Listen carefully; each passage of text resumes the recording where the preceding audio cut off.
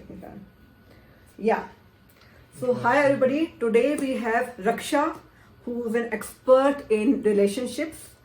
I can introduce her, but I would invite her to speak about herself so you can know how great she is in this area, how much qualified she is, and what all she has done. She's a very accomplished person. I'm sure you love to talk to her. Raksha, please tell us something about yourself. Hi, thank you so much, Anuradha. Thank you for inviting me on this platform. And I'm really, really happy to be here. Well, I'm not, I mean, I wouldn't call myself accomplished, but I'm extremely intrigued by love relationships. And I've been in the relationship space for about 20 years now.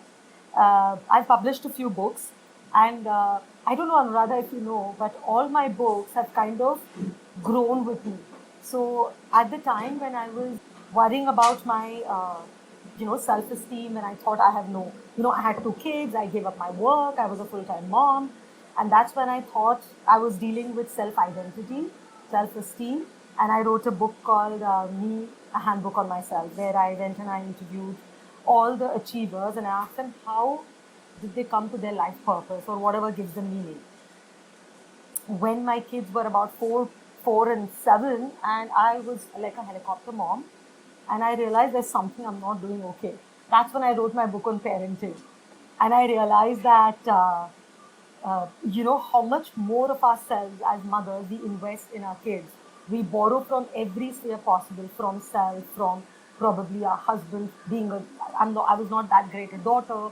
I didn't care about my daughter-in-law's role. Everything was about my children, everything, and I'm not too sure whether that was a good move. So, anyways, I wrote a book on that. Then I wrote a fiction called All and Nothing. I mean, all of this was published by Rupa, which was about a woman's journey of and her friends, you know. So anyways, I'll come to that. And that's when Chicken Soup happened. So they came to me because they loved all the work that I had done. And so Jack Canfield, Mark Victor got in touch with me through Westland. And I did 13 titles, and that's again on relationships, right? But I'm most passionate about this latest project, which is on the website, bonobology.com.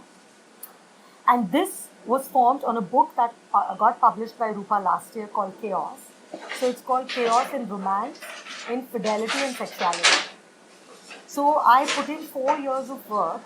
So this is again when, when there was this phase in my life when I'm not so convinced about whatever I'm told about a couple relationship.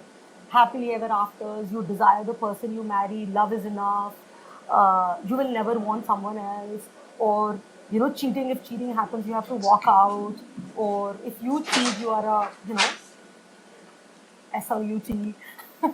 So, all those things really, really made me think that whatever I'm being handed down, let me at least inquire if it's okay.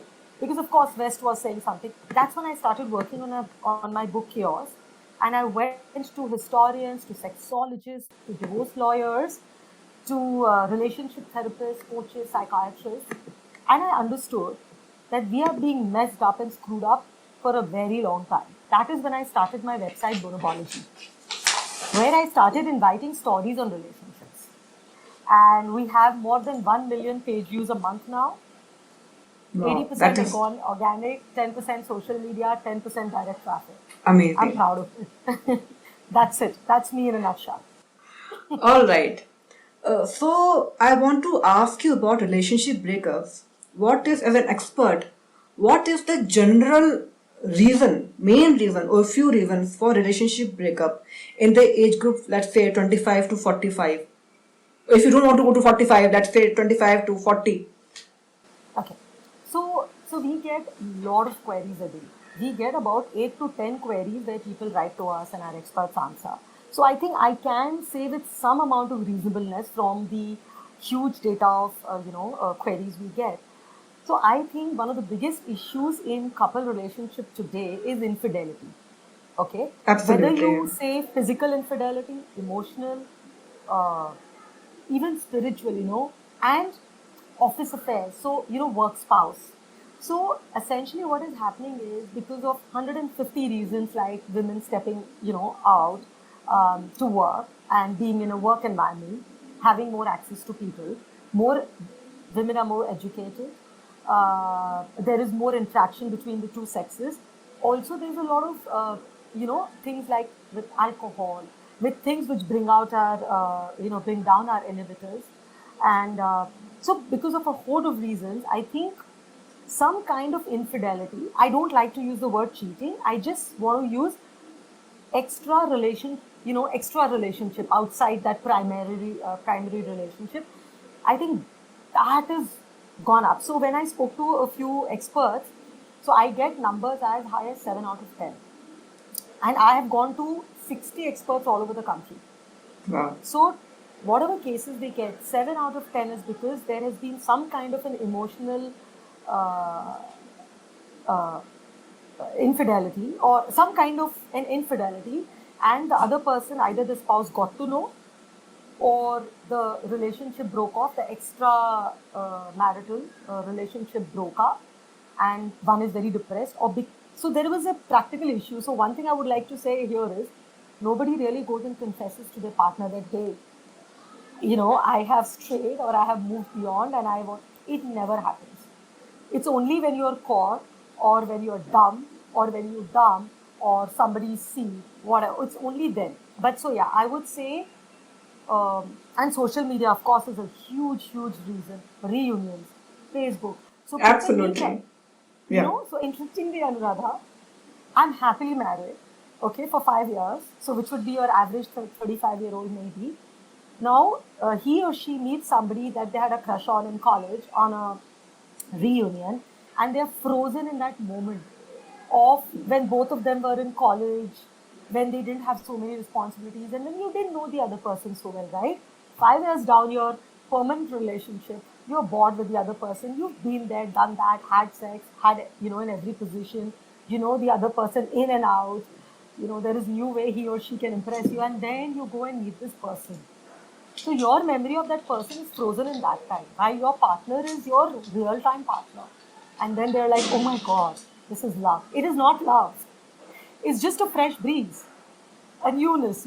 So anyway, so extramarital, whatever, infidelity. Another very big problem I've seen is unaligned life goals. Okay. So what is happening in breakup? So I came to NIMHANS, Bangalore, and I met Professor Ahalya. So this is very relevant to youngsters. So what happens is when people from different backgrounds. So imagine somebody coming from a city, somebody in a city who's raised and born and brought up in a city, meets a person in the workplace who's been born and brought up in a small town. That girl has come from a small town, educated in Bangalore, and then took some work where she meets this guy, and they are in this crazy crystallization phase. Everything is beautiful. They're excited about each other, romance, sex, but they do not think of the different backgrounds which are very different they've grown up in. Probably if the guy is from a small town, India, probably he has seen his mother who's put everything secondary to her family.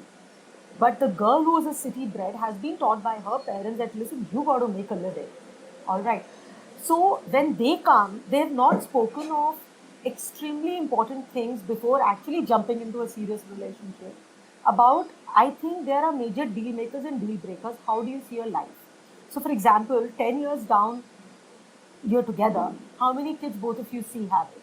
Do you want to work part-time, full-time? Do you want to stay with the other person's in-laws? You want to stay together? Have you discussed those things before you've jumped into a relationship? No. You jump into a relationship, get married, because see, the one big problem here, Anuradha, is that sex is still very stigmatized, right? True. So they are more comfortable. अगर you've had sex with the person, तो मतलब आप शादी तो कर ही लेते हैं. Yeah. शादी आप कर लो. You take everything on EMI. Combine both your salaries, take a bigger house, take a better fridge, take a better TV, take a better car, everything on EMI. 1 or 2 years down the lane, you feel that this shit is not working out because so the problem is on these things, on your principles, your beliefs that you've grown up with. That is why, arranged marriages work better. Or else, when you are getting into a love marriage or a love relationship, make sure you've worked out premarital counseling, I think, is a must. when you worked out on your deal makers and deal breakers, when you know your goals from your life and you've had a serious discussion. So unaligned life goals is a huge major issue because of so much of migration, you Yeah. know, Yes. between another thing I've seen is unrealistic ideas about eternal love. Hmm. So another thing what happens, Anuradha, is when I have become, when I fall in love, I commit that person for what I will be 30 years from now. Yes. So at this point, I mean it that I love you with my body, soul, spirits, mind. But 10 years down the lane, somebody may come up, you know. So while I was very, very sincere and apologize, in committing and, so it's stupid. So this media is selling us crazy ideas, and let's not get, let's not flow with that. Let's be realistic. Let's see the gray in each other. Let's, you know, well, I am going to meet somebody, he's going to make me wet. Let me accept it. Let me not ask my partner, do not fantasize. Another big problem is transparency. आप मुझे वो सब बताओ जो आपके दिमाग में है, आपके दिल में है. अरे बाबा, let them be. So, so this whole this whole unrealistic idea of love. And another problem which I've found hugely is, see, 30 years back, if you think of your parents or my parents, they had their go-to people for everything. Absolutely. Yeah. Yeah. Right now, in a nuclear family, who's our to-go person? The spouse or the partner. So, उसके साथ हमको mystery भी चाहिए, पर वो हमें सब जानता भी है. We like use the same bathroom, but then you have to be romantic. I feel excited if I'm flirting with somebody, and that's how I'm more passionate towards you in bed with my partner, but I shouldn't flirt with someone, or at least I should say. So, we are just mixing too many things together. True. So unrealistic ideas, if I have made that point clear. Yeah. And the biggest point, I think, of breakup that I would like to make is that try and understand we are not made for monogamy. When I say monogamy, it is sexual exclusivity. Okay.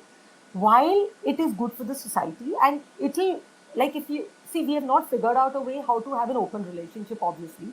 So while I'm not saying one should have an open relationship, understand that monogamy is tough. Being with one person for 30, 40, 50 years is going to be tough.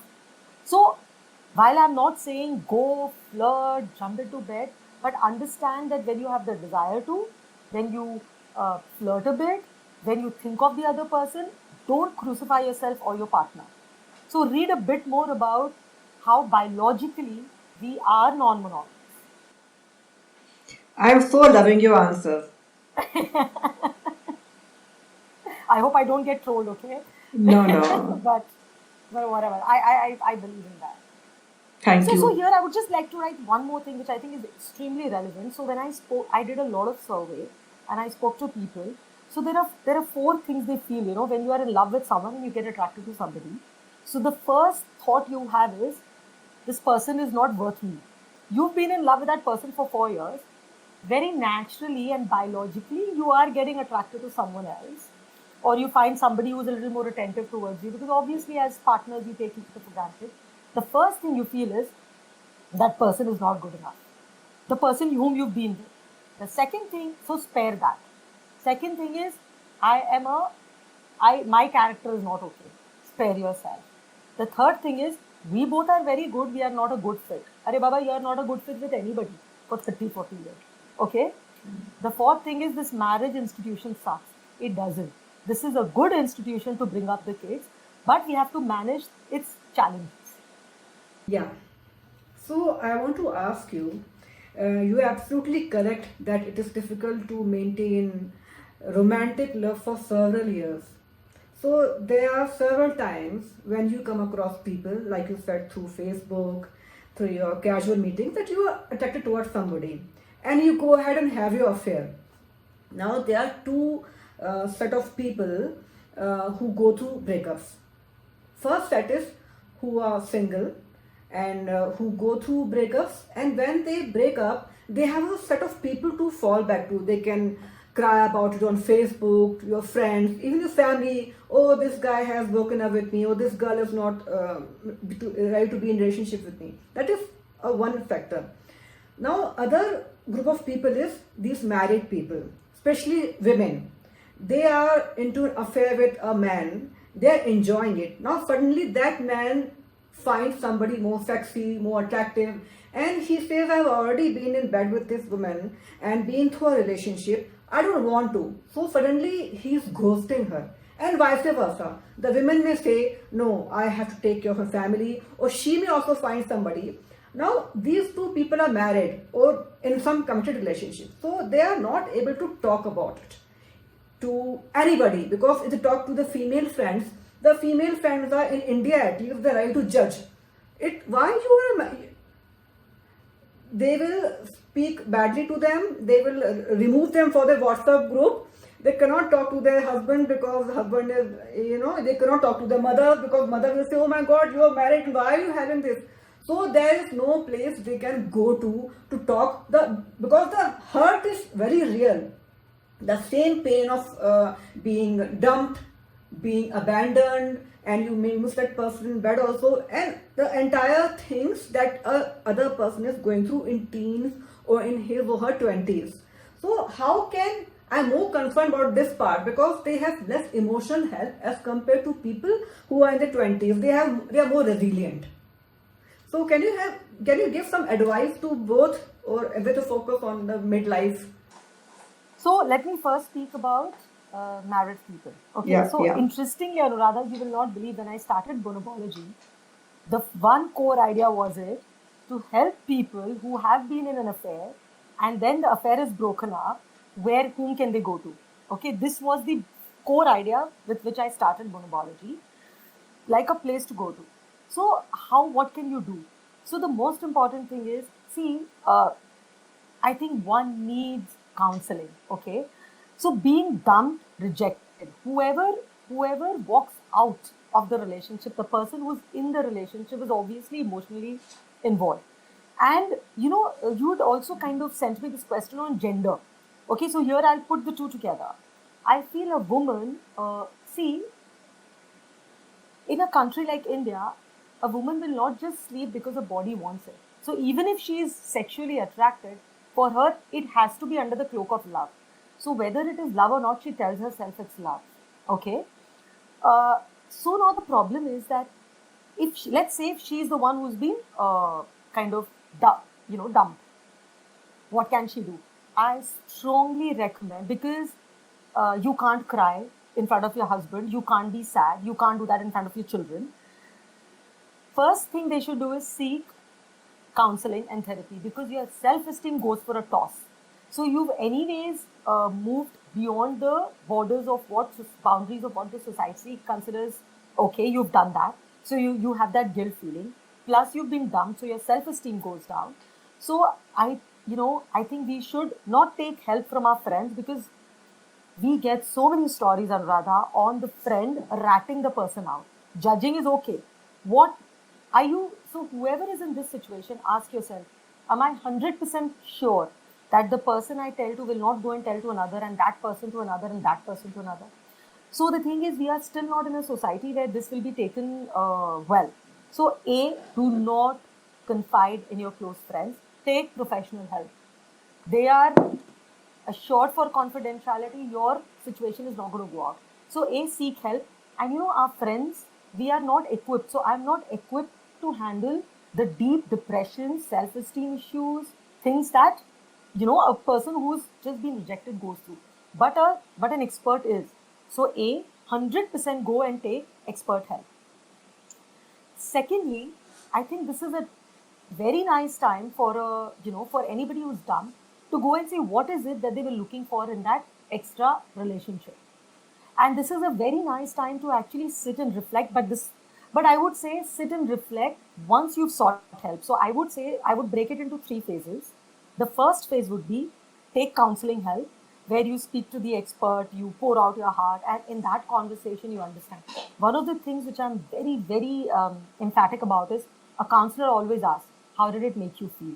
So wittingly, unwittingly, you are going inside. The second thing is, you have to hit the gym. Okay, because you have to make sure that endorphins are released, right? So you do everything that makes you happy. So at this point, don't stay alone. Okay, make programs with your friends, go for movies. I mean, of course, you are good. Work compromising on work life is not an issue. I mean, it's not an option for us. So we are going to continue with our work life. Other than our work life, prioritize your happiness. Okay, so do what makes you happy, but do put in 1 hour. So go for a movie, watch your shows, eat what you want, um, go for adventures. Don't go for solo vacation, maybe vacation with friends without telling them. You want to cry, cry your heart out, but do things which make you happy. Extremely important. And do not be alone. Okay? That I would put as the first stage. The second stage, I would put it as take 100% charge of your body.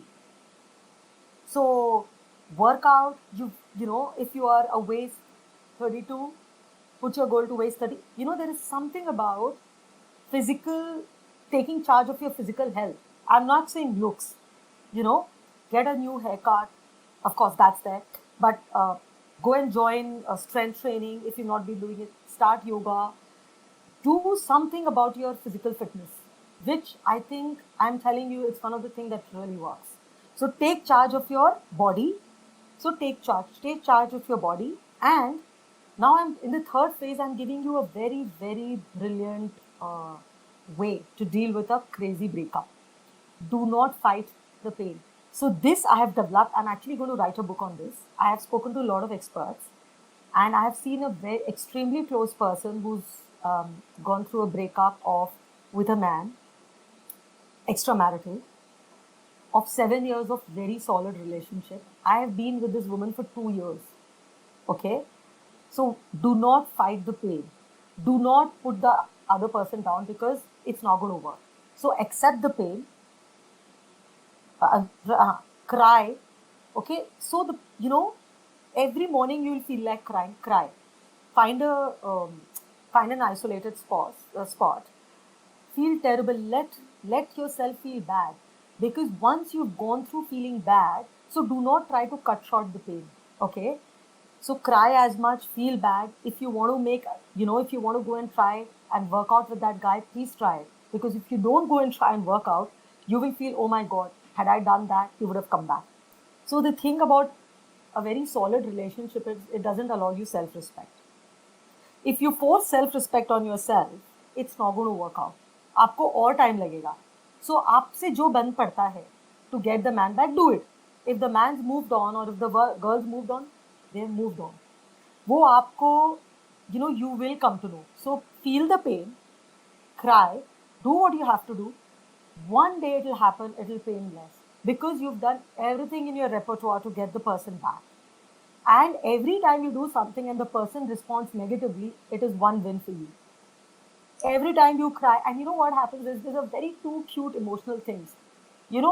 Simone de Beauvoir wrote this, that, one-sided love may be very romantic in movies and books, but in real life it becomes very silly. When you are just crazy, don't get back, after a point you're like, that is when your heart and your head sink. I'm saying allow yourself the pain, but don't make a fool of yourself. Do it in isolation, do it with a counselor. So do these three things to get over a breakup. I don't know, is it too complicated, Anuradha? No, it's not at all. You make a lot of sense. Okay. It's clear. So, yeah. So, and there is another fourth thing you can do. There's something called morning pages, which is when you get up in the morning, brush, do your morning stuff, make a cup of tea, sit with 3 pages of paper, A4, take a pen, but you should not have checked your social media or read the newspaper. So this is when we are trying to kind of tap into that calm space of our head. Just start writing down in the piece of paper whatever comes to your head. Don't try and chase a thought. Don't try and manipulate a thought. Whatever comes, whether it's about this guy, whether it's about your family, whether it's about your work, let it come. Eventually a pattern will come. So this is a way of communicating with your subconscious. So do not read, do not be on social media. Just take a pen and paper and write. So try these things. I think they help a lot. Okay. And So, allow yourself these small treats. Small treats. Your uh-huh. favorite food, your favorite movie, your you know. Yeah. So, I want to know that, like you're saying, a girl should do anything and everything to get the man back, which is fair enough. You would want to get the person whom you loved back in your life. But Raksha, do you really think people change? Should we give people second chances? I have heard from many women that, for example, you were talking about a person who was in a relationship for 7 years, right? So, I also come across many people who are into this extramarital relationship for several years, and in these such times, they have tried to change the person. They have gone through a couple of breakups for the same person, but each time they go, they find that the other person is not willing to, especially these married people, extramarital affair, they're not willing to change at all. So, don't you think once you see things are going bad, you should start retreating, as compared to keep on pushing till the end? Like in initial 2 years, you should break up rather than wait to third, fourth, fifth, or seventh year till things actually go bad. Like, you should see the early signs. I'm not talking about marriage here. Marriage, I'm talking about affair. Chances depend a lot. Yeah. So second chances, first of all, depend on lot on the type of relationship. Okay. Is it a relationship that's been there for 2 years, 3 years, 4 years, right? So and one is a relationship which is relatively short-lived. So how invested you are in that relationship. Okay. Okay. So I do believe that don't we all give second chances or hundreds of chances to our primary partner, to our parents, to our in-laws, to our children, to our close friends, right? So I do believe in second chances, okay, but I don't believe that people change. Yeah. I believe that what happens is that a person understands that I cannot do this shit to her. That doesn't mean I've changed or I cannot do this shit to him. So with my affair partner, when I have hurt the affair partner a lot, okay, and he creates a ruckus over it, I am not changing. I don't think that I was wrong or whatever, but I will not probably do that because it's hurt. That's how we negotiate, right? Every relationship is a negotiation. So I believe second chances are more about based on the kind of relationship you have Okay. rather than a person. But I don't think people change. I think we change very little. Okay. It takes a lot for us to change. But ये जो हम extra marital की बात कर रहे हैं ना या एक्स्ट्रा रिलेशनशिप, मुझे लगता है ये लव कब कितनी बार होता है, ये होता ही कन्वीनियंस एंड फन है. This is a direct effect of boredom और स्पाइसिंग अप और how many times is it real love. Yeah, you're not invested financially, you're not footing each other's bill or taking extreme responsibilities like your spouse is doing. So we cannot possibly be expecting so Exactly. much. And you don't have committed goals. So you and your spouse are committed to his and your parents. Both of you are. You both are committed to your kids. You both are committed to that house you call your own. You both are committed to each other's health. What is happening with the affair partner? Where are committed goals? There are no committed goals. Absolutely. So I'm telling you, we call an affair love just because we can't call it lust. Or just a need to, just a desire in us to get more attention or, to make, for a song to have more meaning. अब अगर हम सिलसिला के गाना सुनेंगे तो अब affair partner के साथ ही ज़्यादा मजा आएगा ना. Absolutely. So it could be as light as that. Great. Thank you for your candidness. I have a few more questions. So, when you talk about breakup, see, Bangalore, I live in Bangalore, and I have many people coming from all over India to settle down here, and they feel a sort of loneliness once they enter the new city. They have moved away from their childhood friends, their families. So I was wondering if you can throw some light on these young people who are here living in Yeah. PGs mostly, and they are still struggling to find out how life works because they are fresh from their houses. So can you give some advice to these people how they can combat loneliness per se, and because they are also kind of breaking up from a old way of life to a new way of life, so if you can throw advice on this, very grateful to you. Yeah. So here the first thing, actually this is a very interesting question. So the first thing to do is be in touch with your old times to begin with. Okay. So there are a lot of social media avenues and a lot of platforms like Skype and now WhatsApp video calls.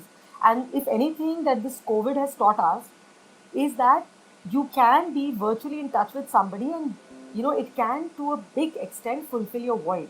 So like be in touch with the people that you are in touch with, continue with them. I think in a new city it is extremely important to build a new support group. Okay, how can you do that? Joining local gyms is a great way. Young people are all into gymming, so I think go now. There are those social clubs. What do you call them? Where there are, you can share tables. I don't. Do you have it in Bangalore? I know there are socials. They are called socials. There are many meetup groups, virtual meetup groups, and there are pubs all over Bangalore. So if So yeah, but so I would think pick up a new hobby. okay. And when you pick up a new hobby, or you join salsa classes, or you join a gym, or you pick up, because now a lot of people are, or even go on these vacations where people from the same city have done. So what you have to do is do a little bit of research, invest your time in developing new hobbies with the sole intent of developing a new circle. So that I think is extremely important. And being in touch with your old one, and 1 second. Yeah, I mean that's what because see, my daughter, she is in Michigan, okay, and she's not seen a person in the last 2 months. Okay. But through social media, you can be in touch with anybody in the world. So I think so. This has really eased a few things, but I think this would be a bigger problem with shy people. More importantly, so there is a whole list of how shy people can go out. But I think it's important to go out and pick up new hobbies, and it'll maybe make you learn something. I don't think I know anything more than that, but this is what I think. Sorry, No, I no. don't think my answer is substantial in this. You have given a very helpful answer. I think I have exhausted all my questions I prepared for I this am so podcast. glad. If there's anything else you want to add, you want to talk about your new book. So, there is one thing I want to talk about, this whole man-woman relationship of this youngsters that we are talking about. So right now we are on this wave of the man helping out at home and, doing the dishes. I'm asking the women that, are you managing your bank account? Do you know how to manage and get your car or your two-wheeler up and running? Are you, when you go and tell that, oh God, you should be an equal to me, are you an equal? So ask yourself, are you doing all the things which you normally always would call up a man for? Very So nice. I Very want nice. to, because it can't be just one way, right? Yes. Because women, I see all on the web, yeah, you're right, on WhatsApp, how men should do and what all women suffer. But usually men don't vent out as such on WhatsApp or other mediums. And another thing is, what this Professor Gurung told me is that also, stop, like, understand the concept of space, you know. See, this is ingrained in us, Anuradha, to be caregivers and nurturers and traded for the meal provider, that whole role. But you're not in that role anymore. Or at least, even if you're not the primary provider for your family, you're making space for a huge substitute income, which is probably going in savings. This is what I understood in the money matters of what comes to us, that women's the money that the woman brings in is normally, it goes into saving, or paying for the EMI, and the man saving is used for the major expenses. Yeah. This is what I think is happening in urban India. So you are an equal. So आप सोचो कि आप और किस तरह से equal हो सकते हैं. आप space दो. Don't be in that mindset of wanting to track the man you are married to, or be insecure and jealous. I mean, you also change. This whole thing about, oh God, don't talk. oh God, you know. So this whole emotional insecurity that if my man gets attached, I will lose my relationship. It's not that relevant anymore. So think. I think that's what I would like the woman the thought to be done by. Thank you so much, Raksha, for the answers. I don't want this podcast to end. I just love talking to you, and I hope I can invite to our podcast again in future. And I hope you will Always say be a yes. pleasure. Nice meeting you. Thank Lovely you. talking to you. Yeah. Bye Bye. bye.